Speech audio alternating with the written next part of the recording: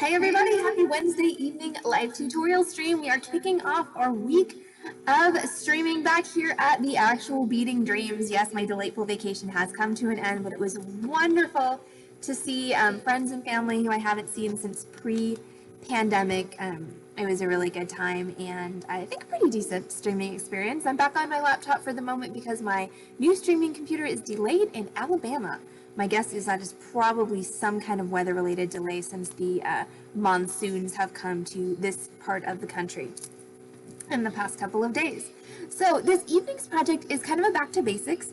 We haven't done a top drilled wire wrapping in a while. We haven't done a teardrop class, and so this is it's essentially a back to basics teardrop wrapping class, just with a little bit of a different twist on it. So that's our chain dangle earrings. So let's talk tools and supplies for this evening's tutorial. You're gonna need 2 top drilled. Oh, hello, goodness gracious.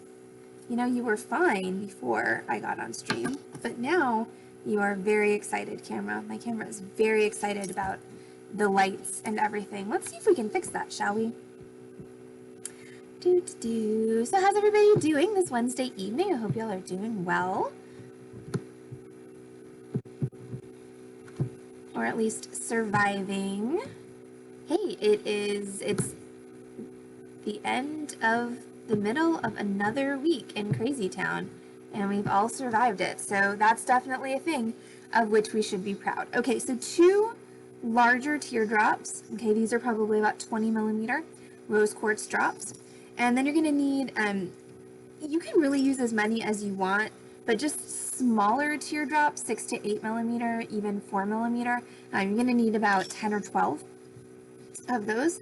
You need a little bit of 20 gauge wire, about 8 inches. That's to make your ear wires. You can also use manufactured ear wires. That's totally fine. And then some 26 or 28 gauge wire. That's what we're going to use to wrap our teardrops. And then you are going to need some fine link chain. Not a whole lot of it. We're going to be cutting it into wee tiny small, very little pieces. So you really only need a few inches of chain to do this because you're going to be cutting it into 12 pieces, but each piece is only going to be, like 1/8 of an inch long, between 1/8 and 1/4 of an inch long. So a couple 3 inches of chain, I think, should do you on that. And then as far as tools go, you're just going to need your basics. That's going to be your wire cutters, your chain nose pliers, those are the flat ones, and your round nose pliers. So I'm going to start by cutting my chain, and here's a little trick for cutting chain. If you just whack yourself off a little piece of your 26 or 28 gauge, and I'm using 28 gauge wire, you can take your wire and you can catch the end link of your chain in your wire, and then you can just go ahead and snip it off. And then, once again, take the end link of your chain, catch it in your wire, like so, and then it's pretty easy at this point. If you want it to be the same length, you can cut it the same length, or you can cut it longer or shorter. This is one of those projects where it's going to be nice to have some chain in varying lengths. Also, I'm going to head this potential oopsie off at the pass by just making a little twist in the end of this wire, just because I almost lost all my chains off the end of there, all 2 of them, just now. So I'm going to go for 10 beads just because of time's sake. So I need to go ahead and cut 10 little pieces of chain. And again, they don't have to all be the same length. Some can be longer, some can be shorter. It looks better if you've got a little variation in length. And I personally don't feel the need to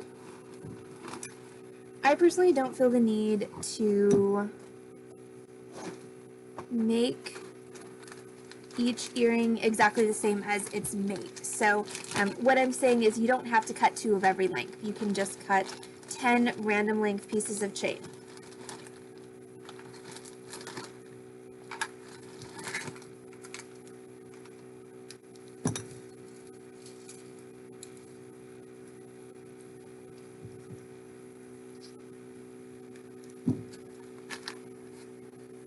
And also I'm going to recommend leaving these pieces of chain on this piece of wire.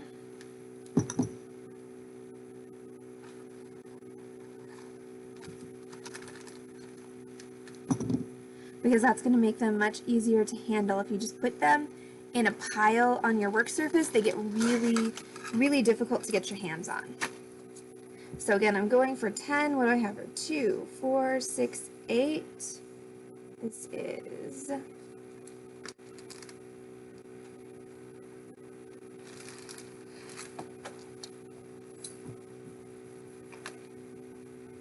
9 and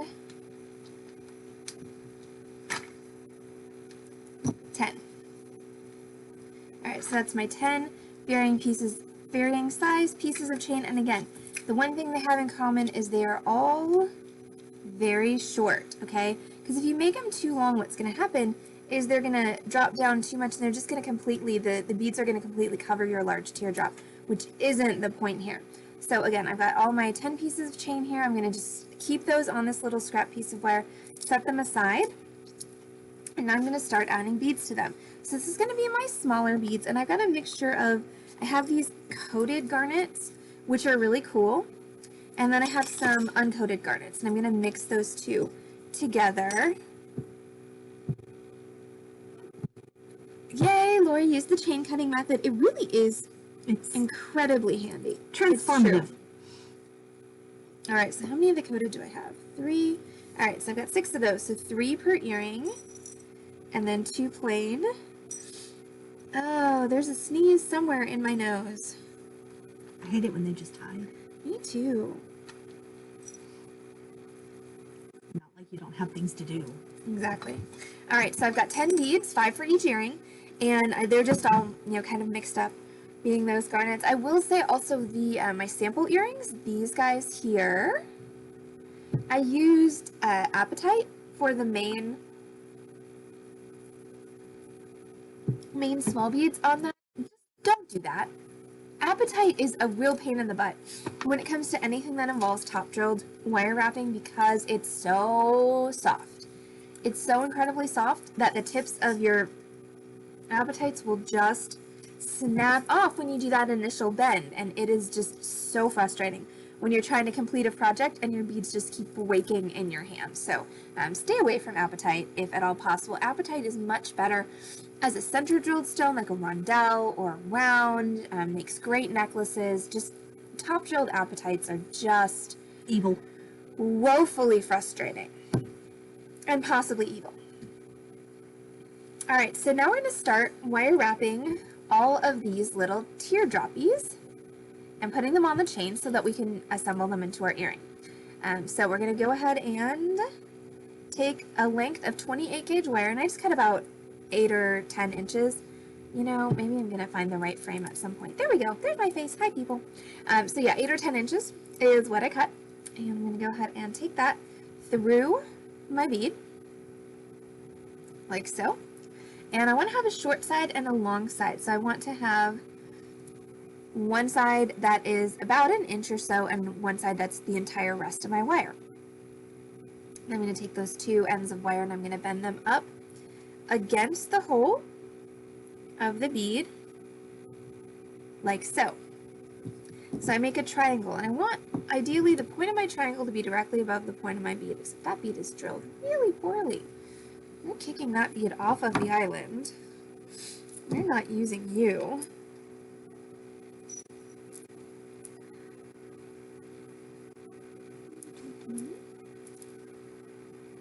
Better. Okay, so back to this. So bend. So what happened with that bead, let me actually grab it and show y'all, is the hole in this bead is not in the center.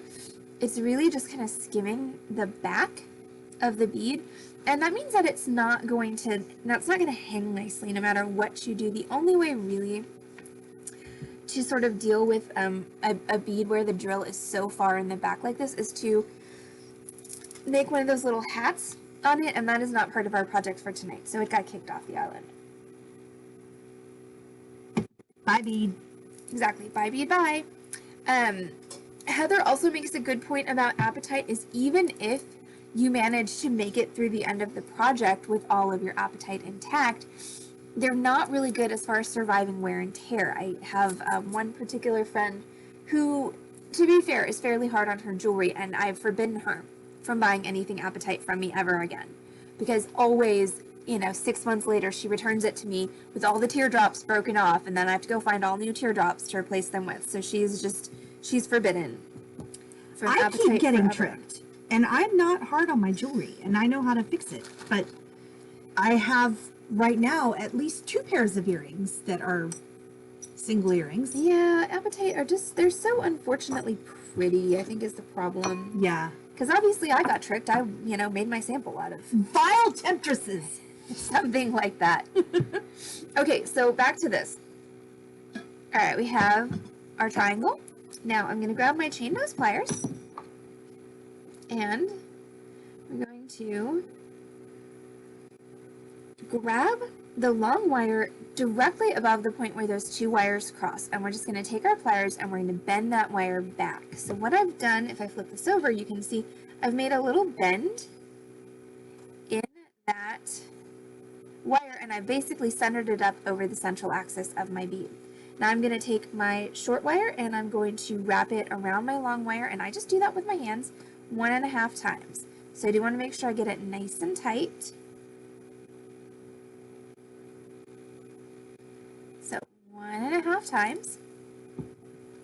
And then we can take our cutters and we can just trim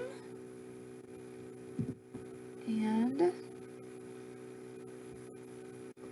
press that down, like so.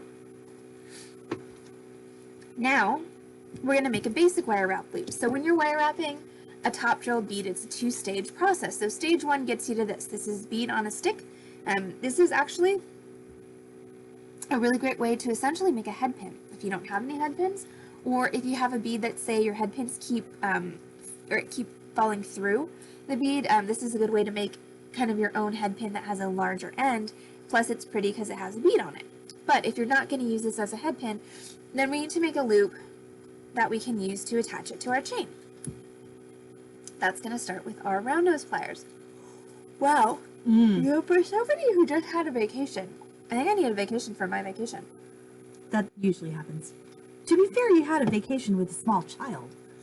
It's true. I had a vacation with a small child, and then I had a day with my mother as my recovery day. Oh, that is... So... No, that's the opposite. Oh. So yes, maybe I'm not completely out of line being so tired, but goodness gracious. All right, now we're going to make a basic wire wrap loop. So we're going to take our round nose pliers and we're going to place them so that they are touching the top of our wrap. Then we're going to use our opposite hand. So I'm a right-handed person, so my pliers are in my right hand. So with my left hand, I'm going to push that wire away from me over my pliers to make a 90-degree angle. See, I didn't go all the way down. I just went to the horizon line. Now I'm going to loosen my pliers, rotate them up onto that corner, and grab. So it's just like 1/8 of a turn. I'm going to bring that wire back up over the top of my pliers towards me and down till it hits my bead. And now I need to finish this circle. You can see I'm starting to make a loop around those pliers, but this job, my pliers, is in the way. So I'm going to loosen, just rotate that out of the way, grab again, and push this wire underneath my pliers to make the ever popular lady with a scarf. We call her that because she looks like a lady if she were in a convertible, driving along with a long scarf trailing out dramatically behind her. Now I'm going to attach my lady with the scarf onto one of my pieces of chain. So I'm just going to grab my little... She could also be on a Vespa. Heather is not wrong. So I'm going to grab my little bunch of chain pieces and I'm just going to take the very end one.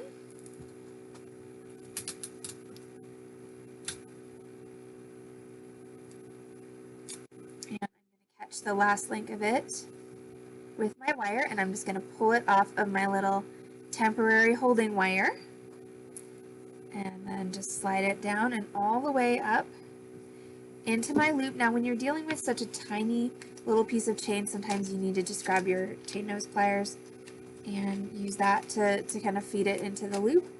And I'm going to hold across my loop like so. And I'm going to take this long wire and I'm going to start wrapping down. I'm going to start at the base of my loop and I'm just going to go down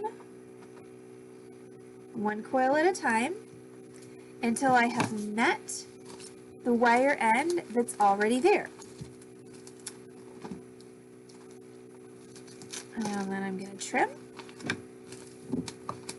and press that end in just so it doesn't catch or stab.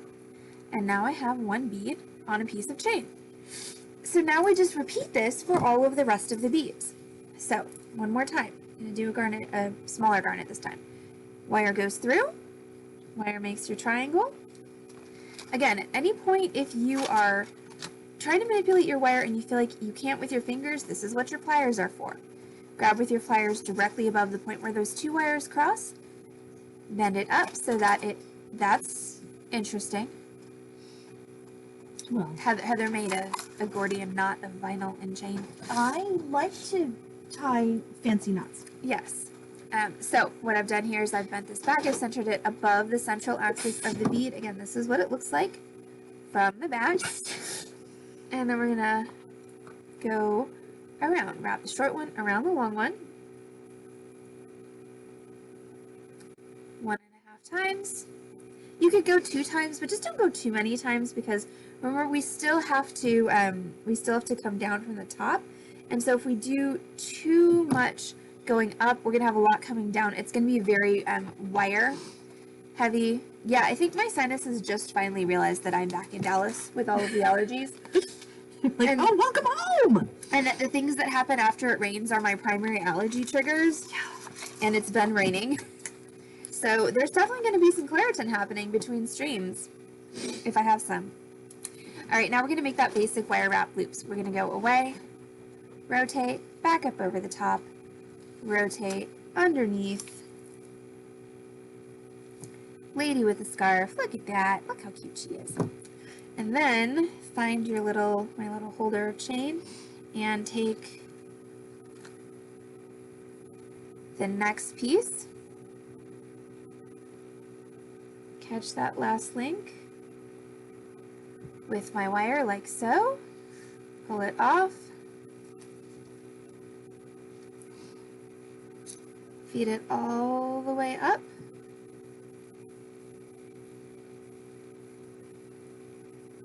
Make sure it's completely in that loop. And then we're going to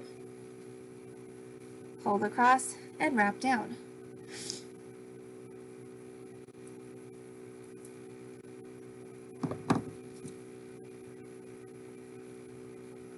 Like so. So that's 2 pieces on our chains. So now I'm going to go ahead and continue putting my little garnets on my chains until they're all on there, until I've done all 10 of them. While I'm doing that, I'm going to chat with you all about what's coming up after this stream here on this channel, twitch.tv/beatingdream. It is a Wednesday evening. That means it's a live merchandise sale night here on the Beating Dream stream. That live merchandise sale is going to commence about 30 minutes after this stream finishes. And so we've got rando strandos for you tonight on the Beating Dreams live sales stream. I've got a bunch of strands that are just random bits and pieces and ends, and it would be really nice to clear a lot of them out and make some space for that new merchandise, which I'm still hoping that I get to go shopping for in Denver. The second weekend or third weekend, in September. I'm really hoping that gem show is still going to happen and that I still get to go shopping. And if I'm going to get new merchandise, we need to make space. So yeah, rando strandos.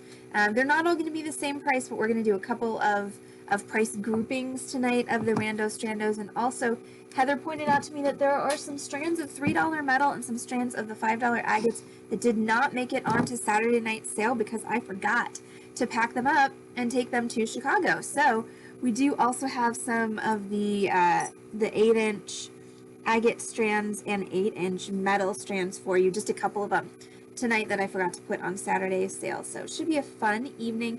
Again, that's going to commence about 30 minutes after this tutorial stream is done. It's going to be on this channel, twitch.tv/beatingdream, and we're probably going to go on with that for about, usually it's about 90 minutes or so on Wednesday nights. Since both Heather and I are having all of the allergies, we'll probably try and keep it to 90 minutes so that we can go home to our Benadryls. Benadryl. I know, right? Benadryl.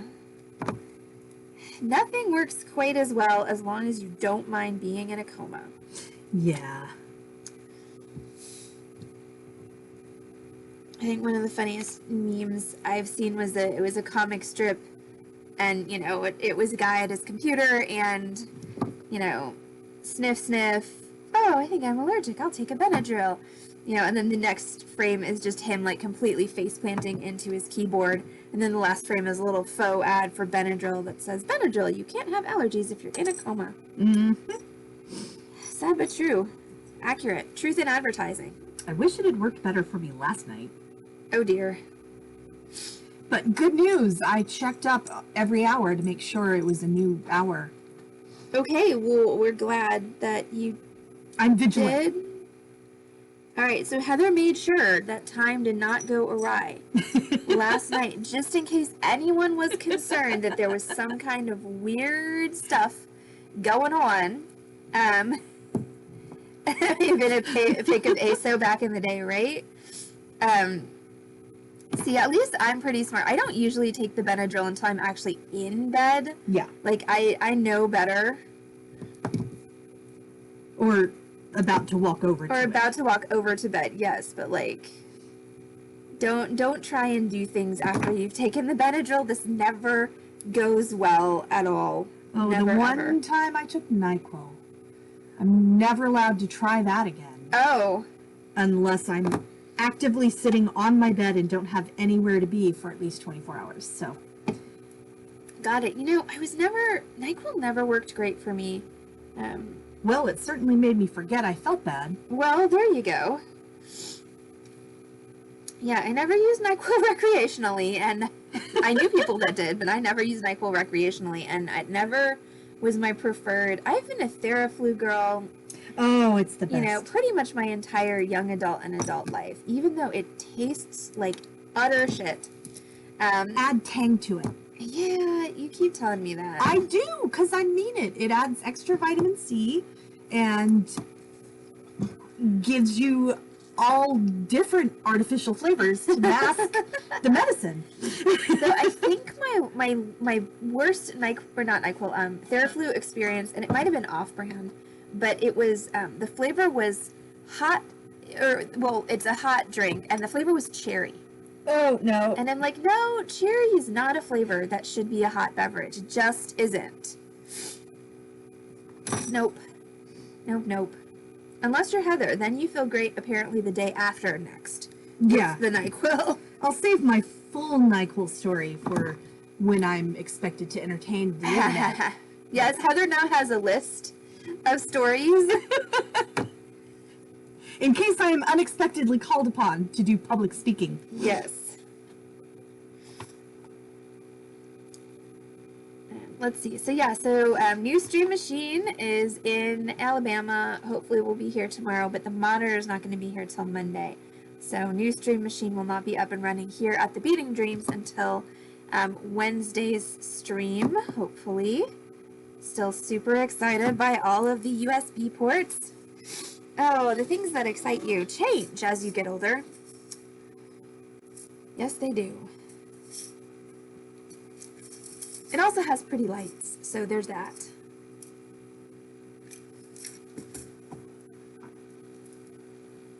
Yay, homemade cherry syrup. And now I'm jealous again. But really, when does Lori mention anything about food that doesn't make me jealous? Like, never is the answer to that. Never, ever, ever.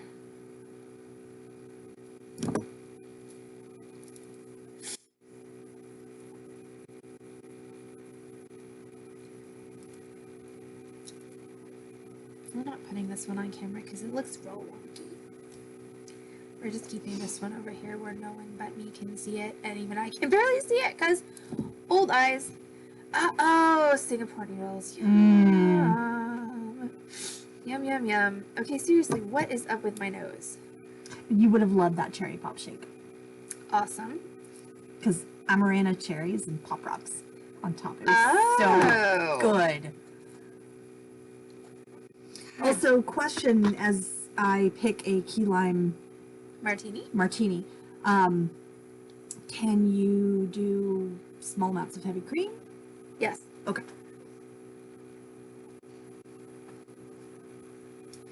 All right.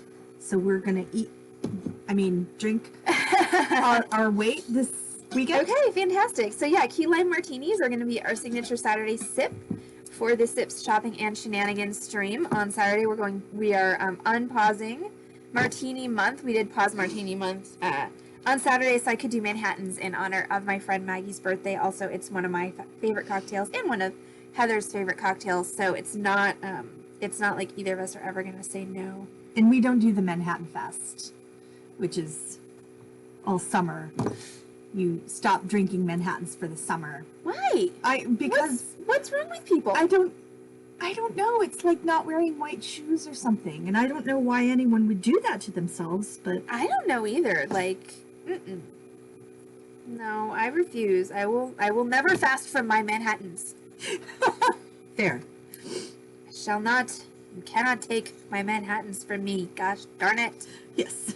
Shake my fist at you. Yeah, I don't know why anyone hates themselves that badly, but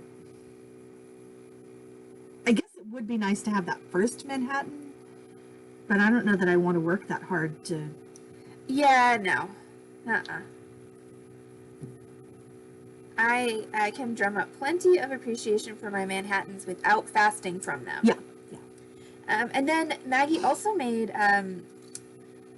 quarter horses, which were really, really good. That was on Friday night. We were drinking, we did one Manhattan and then we were drinking quarter horses because we were going out to dinner after the stream and after the Zoom, and did not want to, be falling down before we even got to the wine at dinner. That's fair. And so quarter horses are bourbon and Rose's lime and ginger beer. Yeah. And they are quite refreshing and tasty, and they are a delicious summery whiskey drink. If you feel like for some reason drinking a Manhattan in the summer is inappropriate, the quarter horses were really, really good, and we definitely should have that as a stream drink at some point. Also, Maggie gave me a recipe for spiced honey old fashioned. That has a honey syrup that's infused with cardamom and cinnamon and other things. Ignore that. That's me texting you. Got it. So at some point, and that kind of feels like a wintry drink. So that'll maybe be a fall drink, but it looks so good. And I don't feel like we need to do cream of coconut, obviously. Yes. I think we could do maybe evaporated milk or something. Yeah. Okay. Well, something. Or condensed milk, probably. Yes. Because coconut milk's a little bit sweeter. Okay.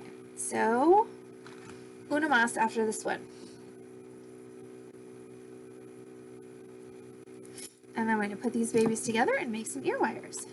I also think we could just stick some vanilla beans in vodka. Oh, instead of getting vanilla vodka? Yeah. That's actually probably going to taste better. I have vanilla beans. So remind me of that before I leave. Okay. That I should. Because I have the big bottle of vodka at home. Yes. So, hey, we going to infuse some vodka with vanilla. Yes. Oh, shoot. I forgot to take more ibuprofen. But you know what? That's okay. If I forgot, that means I'm feeling all right. It's true. Woohoo. Let's see. So that's what's happening anyway. So we segued from tonight's sale to Saturday's sale. Saturday is our Sips Shopping and Shenanigans sale, and we do have a signature cocktail every Saturday night. So this week's is the Key Lime Martini. And it's going to be yummy.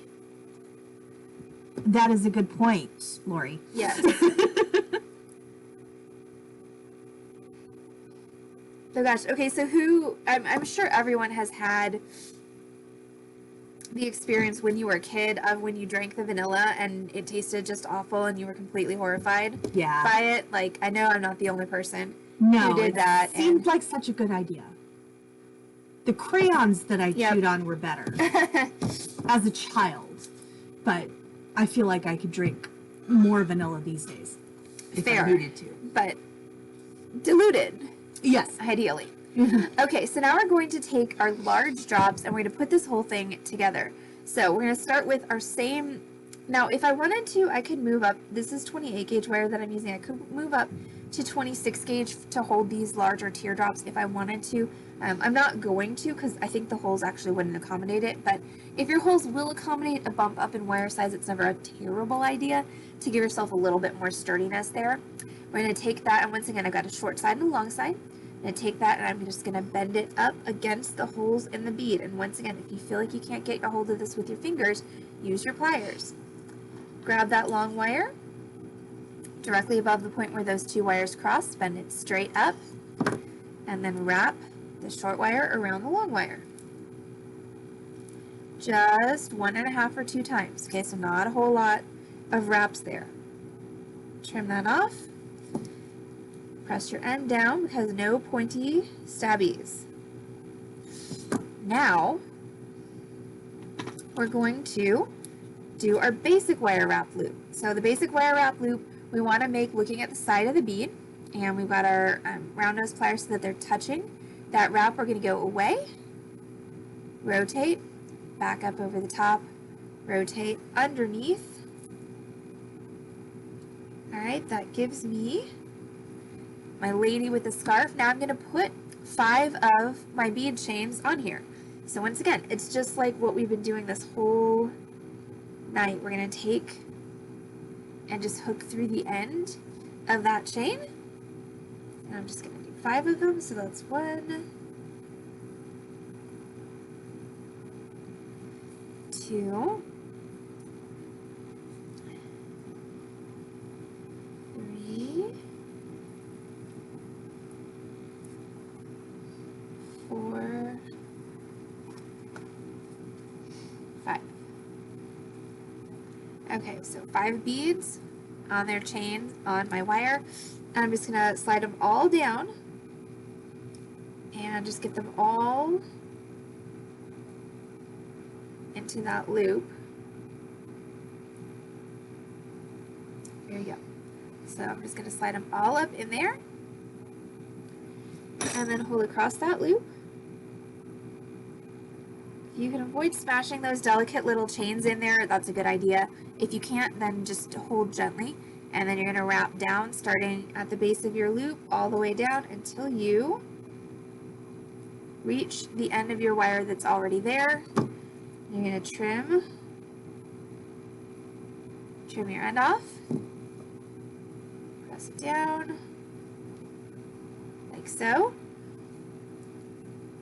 That is one of our little ear bobs. Now we're going to do the same for the other teardrop. So we're going to take our wire and we're going to go short side, long side. I didn't necessarily make a bigger top loop than normal, but I did make a slightly bigger top loop than I did on the biddies, just because of proportion. So that's my small top loop, and then this is the one on my larger. You really wouldn't need to because the chains don't take a whole lot of space, but I did make a slightly larger loop on the big one than I did on the small ones. Bend that up, wrap the short one around the long one, trim it off, tuck it in.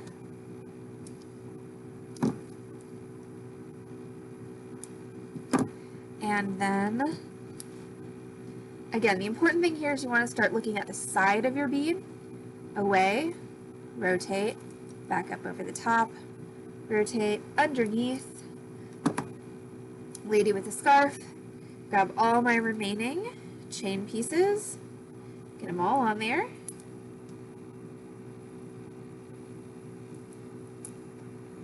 Sorry, I can't. If I put it on camera, I can't see it.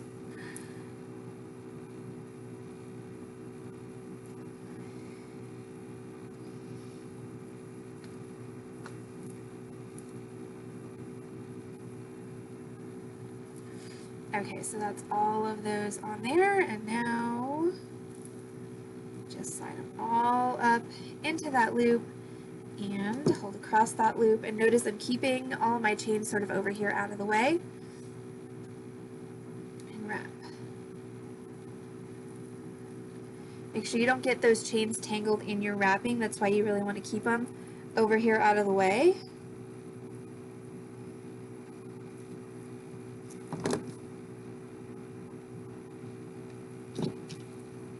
Trim. Press that down. And there we have 2 ear bobs. Now we definitely could use manufactured ear wires for these, but just as a little bonus, I'm going to show you how to make a quick pair of carrot ear wires. So I'm going to take my 20 gauge wire and I'm going to cut 2 4-inch pieces of that. Or how much did I cut? Okay, I'm going to cut 2 3.5-inch pieces because I only cut 7 inches of wire instead of 8. Oops. Well, the cool thing about the carrot ear wires is you can adjust the size depending on how long or how short you want your earrings to be, and shorter ones use less wire, longer ones use more wire. Just going to grab the end of my wire with my round nose pliers like so. Brace with your finger. It's really important that you have a good brace to roll or to push against as you roll, and you're going to roll over like so. So see how I'm starting to form, again, a loop on my round nose pliers, but I have a problem. I've got a couple problems, actually. Problem number 1 is my wrist isn't going to move any further than that. Problem number 2 is eventually if I keep rolling, I'm going to hit my wire with this jaw of my pliers, which I don't want. So I'm going to loosen my pliers, just rotate them back to the beginning, grab again, and just rotate that loop till it's closed. And I am legitimately pushing on my thumb. You can see that there. That makes me a nice little rounded loop. I'm going to do the same thing with my other piece of wire. So again, roll, rotate back, roll again. There we go. Now to make your carrot, you're just going to go up about halfway on your ear wire, grab with your chain nose pliers, and just bend to make a 90-degree angle. So you have this kind of triangle thing going. Now since we are doing a pair of ear wires, we want them to look similar. So I'm just going to use the other one to measure off where I need to bend this. Now, interesting fact about when I'm doing ear wires,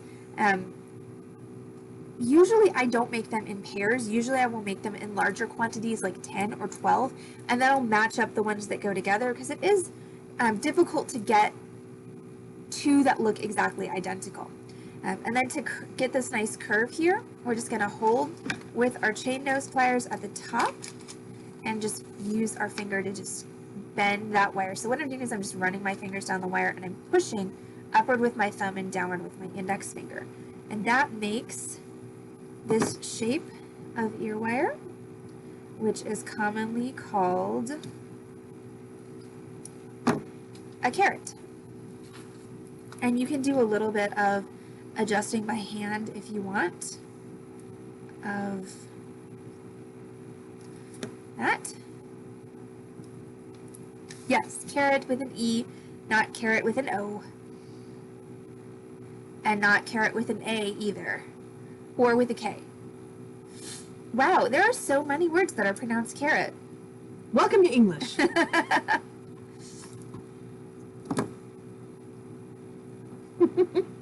Yes, carrot, not carrot, carrot, or carrot. Yes. Alright, so there's my second ear wire. And then this just works like any old ear wire. Manufactured, you're just going to open it up. Remember, you open by twisting. You just made that loop. Don't mess it up by opening it out flat. So you want to divvy up your little chains here. So you've got 2 on one side and 3 on the other. If you are doing, if you've got 6, then you do 3 on one side, 3 on the other. But you don't want them all on one side. You want to divvy them up. So I'm just going to pull 2 of them over the top like so. And then grab my ear wire, just put that on there, and then close it up. Like so. And then we're going to repeat with our other ear wire. We're going to open. Get all of your little chain bits sorted into their proper sides. Just drop that ear wire on there and close that up. And there we go. Ta-da! So, just a fun kind of take on top drilled wire wrapping. Again, technically it's just top drilled wire wrapping. It's not anything special or fabulous, but again, just kind of a fun offbeat way to use your skills. So thank you all so much for hanging out with us on the Beating Dreams stream for our chain tassel earrings this Wednesday evening. For anybody out there who doesn't know me, I am Allison from Beating Dreams in Dallas, Texas. Beating Dreams is an actual brick and mortar retail bead store. We're here on Lovers Lane in Dallas, and we are here open for business Monday through Saturday from 1 to 6. If you're not local in Dallas, you can find us on this channel, twitch.tv/beatingdream, 5 times a week with complimentary tutorials. We stream Wednesday through Saturday at 6 p.m. Central Time, plus Thursdays at noon, and live merchandise sales every Wednesday. And Saturday at 7:30-ish p.m. So that means 2 things. Number 1, you can find us on this channel, twitch.tv/beatingdream, tomorrow, Thursday at noon with this project. This is going to be our firecracker earrings. It's a fairly easy one. It's really, really fun. A lot of bang for your time on that one. And then, of course, since it's Wednesday night, you can find us on this channel, twitch.tv/beatingdream, in just about 30 minutes with a live merchandise sale. Again, we are clearing out some rando strandos, plus the remains of those agates and metal beads that didn't make it onto Saturday's sale. So, that being said, I'm going to go get ready for the sale. If you're going to join us for the sale, we are super excited to have you. Don't forget to pour yourself a cocktail if you're so inclined. Make sure you got something with which to hydrate, grab a snack, get comfy, get cozy, and get ready for some retail therapy in the comfort of your living room, office, or wherever you are watching the Beating Dreams stream. If you're not going to join us for the sale, thanks so much for joining us for the tutorial, and hopefully we'll see you all back on this channel, twitch.tv/beatingdream, very soon.